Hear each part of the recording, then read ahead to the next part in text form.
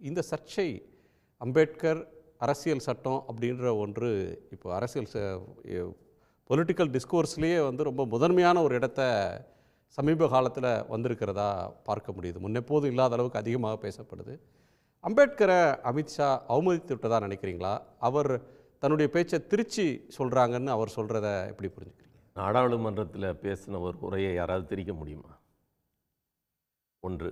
ரெண்டாவது, அரசமைப்பு சட்டம் அறிமுகப்படுத்தப்பட்டு அம்பேத்கரால் கையளிக்கப்பட்டு 75 ஆண்டுகள், அதையொட்டி தான் நாடாளுமன்றத்தில் விவாதங்கள் நடைபெற்று கொண்டிருக்கிறது. நாட்டினுடைய அரசமைப்பு சட்டம் என்பது எல்லாவற்றிற்கும் மேலானது. இந்த நாட்டில் உள்ள புனித நூல்களாக இருக்கட்டும், இந்த நாட்டில் உள்ள கடவுள்களாக இருக்கட்டும், அனைத்து கடவுள்களுக்கும் மேலானது அரசமைப்பு சட்டம்.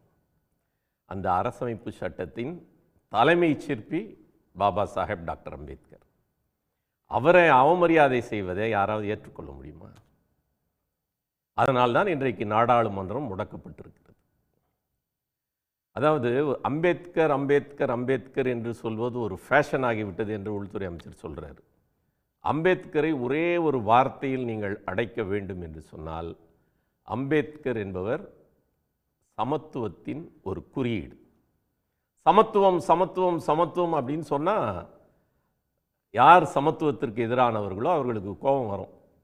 அதுதான் இன்றைக்கு நடந்திருக்கிறது. அம்பேத்கர் எப்படி அரசமைப்பு சட்டம் கடவுளுக்கும் மேலானது, எல்லா புனித நூல்களுக்கும் மேலானது, அப்புறம் அதை உருவாக்கிய சிற்பி அம்பேத்கர் கடவுளுக்கும் மேலானவர். அதனால் நீங்கள் அவர் கடவுளுக்கு இணையெல்லாம் பேச முடியாது. ஏன்னா கடவுள் என்பது ஒரு கற்பனை. அம்பேத்கர் இரத்தமும் சதையுமான ஒரு மாமனிதர். நாட்டில் இருக்கக்கூடிய 100 கோடிக்கும் மேற்பட்ட மக்களின், பெரும்பான்மை மக்களின் விடுதலைக்காக, சாதி ஒழிப்புக்காக, சமத்துவ சிந்தனையை வலியுறுத்தி 45 ஆண்டு காலம் இந்த நாட்டில் இரத்தமும் சதையும் கலந்த ஒரு மாமனிதராக அந்த மக்களுக்கான உரிமைகளை மீட்டெடுத்து அவர் போராடி இருக்கிறார். அரசமைப்பு சட்டத்தை உருவாக்கி தந்திருக்கிறார். நாங்கள் அவமதிக்கலை, அம்பேத்கருக்கு மரியாதை செலுத்தக்கூடிய இயக்கம் தான் பிஜேபி. காங்கிரஸ் கடந்த காலத்தில் அவரை அவமதித்து விட்டது. இப்போவும் அம்பேத்கர் பெயரை வச்சு என்னுடைய பேச்சை திரித்து களங்கம் கற்பிக்க பார்க்குறாரு. அதாவது அவர் தவறு செய்திருக்கிறார், அதற்கு காரணமாக அவர் எதிர்க்கட்சியை சாடுகிறார். அது அல்ல.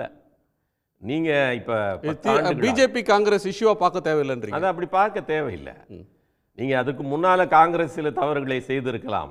அம்பேத்கர் காலத்திலேயே what Congress and Gandhi have done to the அன்டச்சபிள்ஸ்னு ஒரு பிரமாதமான புத்தகத்தை அம்பேத்கர் எழுதியிருக்காரு. அதை ஒன்றும் அமித்ஷா சொல்லணும்னு அவசியம் இல்லை. அந்த புத்தகத்தில் எல்லாமே இருக்குது. காங்கிரஸ் என்ன தவறுகளை செய்தார்கள் அது வேற. இன்றைக்கு நடக்கிறது என்ன, அதை பற்றி நீங்கள் ஏன் இதை செய்திருக்கிறீர்கள் என்று சொன்னால் உடனே ஒரு எதிர்க்கட்சியை நீங்கள் குற்றம் சாட்டுவது முறையாகாது. இப்போ 10 ஆண்டுகளாக நாங்கள் அம்பேத்கருக்கு நிறைய செய்திருக்கிறோம் என்று சொல்கிறார்கள். இப்போ ஒரு 3 இடத்துல அம்பேத்கருக்கான நினைவு மண்டபங்களை உருவாக்கி இருக்கிறார்கள். லண்டனில் அம்பேத்கர் வாழ்ந்த இடத்தை அவங்க உயிர்ப்பித்து செய்திருக்கிறார்கள். ஆனால் என்னுடைய அடிப்படை கேள்வி என்ன என்று சொன்னால், அம்பேத்கர் எதற்காக போற்றப்படுகிறார்? இந்த நாட்டினுடைய மிகப்பெரிய மேதையாக அவர் போற்றப்படுகிறார். அவர் மிகப்பெரிய நூலகத்தை வைத்திருந்தார். அம்பேத்கருடைய அந்த 100ஆண்டு கொண்டாட்டம், அதற்கு பிறகுதான் இங்கே தலித் இலக்கியம் என்பது முகிழ்த்தெழுந்தது. அம்பேத்கரை பற்றி எல்லாரும் பேச ஆரம்பிப்பதற்கான ஒரு தொடக்க புள்ளி அது 90.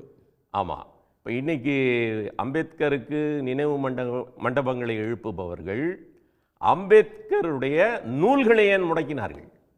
அதற்கு அமித்ஷா பதில் சொல்ல வேண்டும். அம்பேத்கர்னால் அவருடைய எழுத்துக்கள் தான். இன்றைக்கு 22 காங்கிரஸ் காலத்திலேயா இருக்கட்டும், அதற்கு பிறகு வந்த ஆட்சி காலத்திலேயா இருக்கட்டும், மானிய விலையில் இந்தியா முழுவதும் இருக்கக்கூடிய எல்லா நூலகங்களிலும் அம்பேத்கருடைய நூல்கள் இடம்பெற வேண்டும். இன்னும் 10 வால்யூம்களுக்கு மேலே வெளிவராமல் இருக்கு. அதற்கான மானியத்தை நிறுத்தியது பாஜக அரசு. அம்பேத்கருடைய நூல்கள் வெளிவராமல் இருப்பதற்கு என்ன காரணம்? இவ்வளோ காலமாக வந்திருந்தது. 90களுக்கு பிறகு பிஜேபி வந்ததுக்கு பிறகு அந்த நூல்கள் எல்லாம் முடக்கப்பட்டுள்ளன. அப்போ அம்பேத்கரை நாங்கள் மதிக்கிறோம் அப்படின்னா அம்பேத்கருடைய கருத்துக்களையும் நூல்களையும் வெளியிடுங்க. அதுதான் நீங்கள் அம்பேத்கரை மதிப்பதற்கான ஒரு உதாரணமாக இருக்க முடியும். உடனுக்குடன் செய்திகளை தெரிந்து கொள்ள சன் நியூஸ் பெல் ஐகானை கிளிக் பண்ணுங்க.